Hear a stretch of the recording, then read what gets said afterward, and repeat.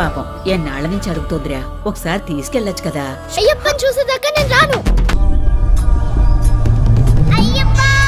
కన్నెమల, నీలిమల, కరిమల, శబరిమల, ఉత్తరం నక్షత్రం. స్వామి మామూలుడు కాదు. నీ పేరేం పేరు స్వామి? నన్ను కూడా శబరిమలకి తీసుకెళ్తావా?